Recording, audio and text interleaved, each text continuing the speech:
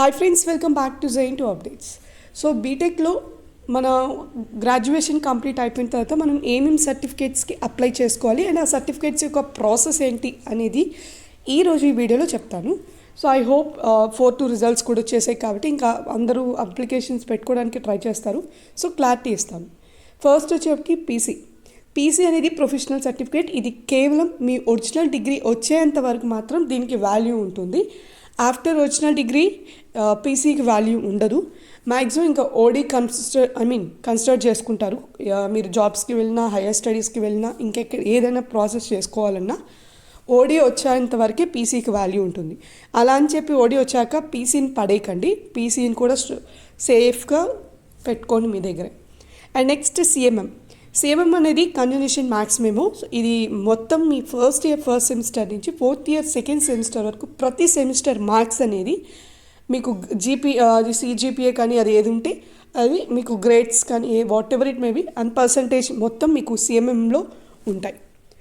And ఇక్కడ PCCMM రెండు మీ కాలేజెస్లోనే apply చేయాల్సి ఉంటుంది. దాని యొక్క ప్రాసెస్ కూడా ఈ వీడియోలో చెప్తాను. And next third original degree అనేది ఇది మీకు ఫైనల్గా యూనివర్సిటీ నుంచి మీరు కంప్లీట్ అయినట్టు గ్రాడ్యుయేషన్ సర్టిఫికేట్స్ ఇస్తారు. ఇది నోటిఫికేషన్ రిలీజ్ చేస్తుంది. నోటిఫికేషన్ రిలీజ్ చేసేంతవరకు మీరు వెయిట్ చేయొచ్చు. ఎందుకంటే హైయర్ స్టడీస్ అయినా జాబ్స్కి వెళ్ళినా అక్కడ మిమ్మల్ని అంత తొందరగా అడగరు ఓడి. ఎందుకంటే ఒకవేళ అడిగినా యూనివర్సిటీ మాకు ఇవ్వలేదు నోటిఫికేషన్ అని మీరు చెప్పుకోవడానికి ఛాన్స్ ఉంటుంది. అండ్ నెక్స్ట్ ఇప్పుడు పీసీసీఎంఎం అనేది ఎలా అప్లై చేయాలి ఏంటి? పీసీసీఎంఎం రెండు ఒకేసారి అప్లై చేసుకోవాలి మీ కాలేజెస్లో.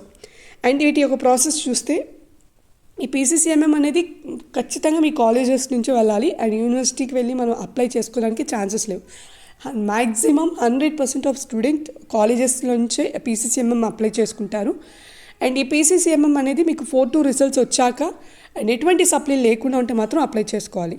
అండ్ ఇక్కడ కావాల్సిన డాక్యుమెంట్స్ చూసుకుంటే మీకు ఫస్ట్ ఇయర్ ఫస్ట్ సెమిస్టర్ నుంచి 4th ఇయర్ సెకండ్ సెమిస్టర్ వరకు ప్రతి సెమిస్టర్ మార్క్స్ మెమోస్ కావాలి.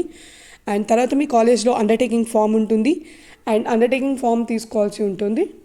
ఆ ఫామ్ తీసుకొని ఫిల్అప్ చేసుకోవాల్సి ఉంటుంది. అండ్ దీనికి ఒక నో డ్యూ ఫామ్ కూడా ఉంటుంది. అండ్ ఫీజ్ పే చేసుకోవాల్సి ఉంటుంది. ఫీజు వచ్చేప్పటికి 250 రూపీస్ మీరు మీ కాలేజ్లో అప్లికేషన్ ఫీజు కట్టుకోవాల్సి ఉంటుంది.